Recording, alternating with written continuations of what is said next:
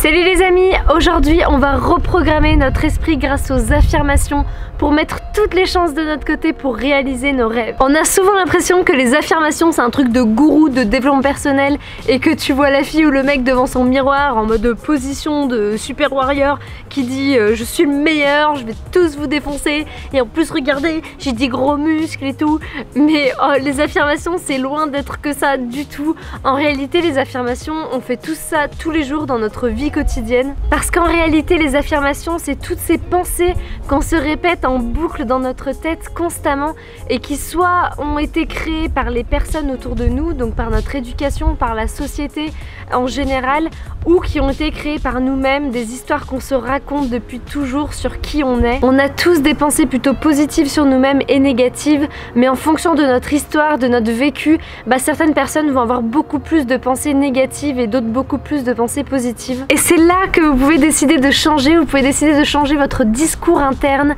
Et pour ça, je vais vous partager 5 étapes. La première étape, c'est de prendre conscience de ce discours intérieur que vous vous répétez tout le temps. J'ai vu des études qui ont montré que plus de 80% de nos pensées sont les mêmes en fait d'une journée à l'autre. Je vous les mettrai dans la description si je la retrouve. Donc commencez à prendre conscience de toutes ces histoires qu'on se répète tout le temps, depuis toujours, et qui sont vraies seulement en fait parce que justement on y croit. Et on a déjà fait plus ou moins cet exercice dans une autre de mes vidéos que je vous mettrai en lien, mais en gros c'est repérer toutes ces histoires du type je suis une flemmarde, un flemmard, je ne suis pas créatif, je n'ai aucun sens de l'orientation, je ne mérite pas d'être aimé et dans tous les cas tous les mecs bien sont déjà pris, je ne gagnerai jamais beaucoup d'argent, je suis maladroite, je suis quelqu'un qui ne retient pas les prénoms des autres personnes et jamais je pourrais avoir certaines choses, ou juste des trucs où vous êtes fixé en fait, où vous vous êtes dit de toute façon c'est comme ça et jamais ça changera. Ce qui peut vous aider c'est de repérer les gros manques dans votre vie, donc que ce soit au niveau de votre vie amoureuse, de votre vie professionnelle, de votre vie je sais pas spirituelle, au niveau de l'argent, ça peut être à tous les niveaux, et de repérer vos limitations, vos défauts, qu'est-ce qui fait que aujourd'hui vous en êtes là et que vous n'arrivez pas à avancer, qu'est-ce qui vous bloque chez vous, qui fait que en fait vous n'avez pas encore la vie de vos rêves aujourd'hui. Je vous conseille vraiment de faire ça à l'écrit, ça m'a énormément aidé. Je vais vous donner quelques-uns des exemples de moi, des histoires que je me raconte et qui font qu'aujourd'hui j'ai pas encore atteint tous mes objectifs. Et quand j'ai fait cet exercice hier, ce qui était intéressant c'est qu'au début j'ai commencé à mettre des trucs assez bateaux, comme quoi j'ai pas encore assez gagné d'argent parce que je trouve pas ça forcément éthique de gagner de l'argent, j'ai un blocage envers ça, ou j'ai pas encore retrouvé l'amour parce que j'ai l'impression que tous les bons sont pris, ou que je trouverai jamais quelqu'un qui me correspond, ou ce genre de choses. Et finalement plus je creusais, plus j'écrivais, puis en fait je m'enfonçais dans quelque chose où ça allait de plus en plus profond et je me rendais compte qu'en fait il y avait beaucoup d'autres choses enfouies. Donc n'hésitez pas à vous lâcher sur le papier. Alors moi, une des grandes histoires que je me raconte dans ma vie, c'est que je suis une privilégiée, et c'est vrai parce que j'ai jamais vraiment eu à me soucier de problèmes d'argent grâce au travail de mes parents, que j'ai eu la chance de faire des études incroyables, d'étudier à l'étranger, de vivre des choses incroyables, et que je n'ai jamais eu de drame vraiment énorme dans ma vie, même si j'ai quand même perdu des personnes assez tôt de qui j'étais proche.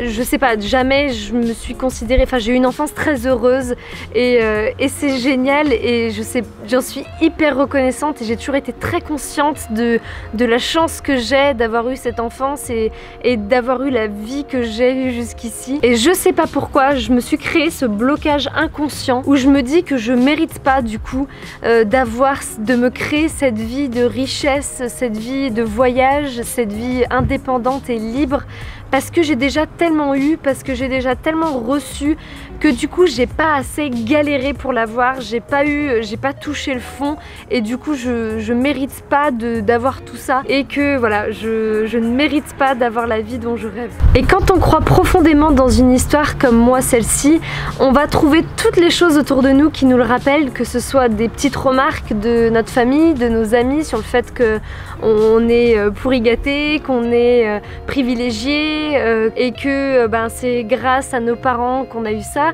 et qui sont vrais en soi, mais du coup qui renforcent cette croyance que du coup je dois galérer et que je dois vraiment en chier pour pouvoir ensuite m'en sortir. Et même en vous racontant ça, j'ai l'impression que je vais passer pour une princesse, pour une capricieuse qui demande à trop à la vie au final et qui se contente pas de ce qu'elle a, alors que c'est pas vrai. Je suis hyper reconnaissante et je suis trop contente de tout ce que j'ai vécu et de ce que j'ai aujourd'hui.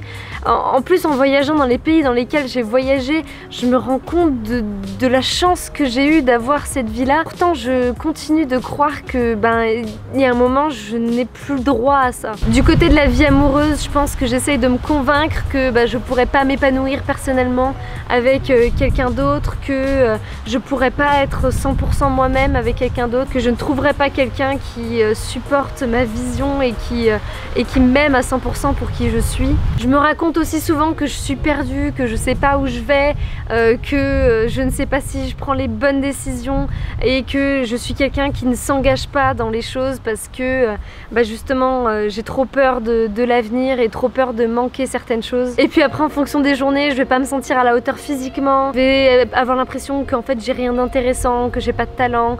Ça c'est une histoire que je me suis souvent racontée aussi, que j'avais aucun talent. Bref, voilà, une petite idée de toutes mes histoires et ça c'était qu'un petit échantillon. Et la deuxième étape qui est au final la plus importante, c'est de comprendre qu'est-ce que toutes ces histoires vous apportent comme récompense, en quoi en fait elles vous arrangent dans votre vie aujourd'hui. Vous allez me dire a priori c'est assez négatif, donc je vois pas en quoi ça peut m'arranger sur quelque chose, mais si vous regardez vraiment de très près, je vous jure que si. Personnellement, la plupart de mes histoires au final m'arrangent parce qu'elles me permettent de ne pas prendre responsabilité au final de ma situation amoureuse, de ma situation financière, personnelle, professionnelle.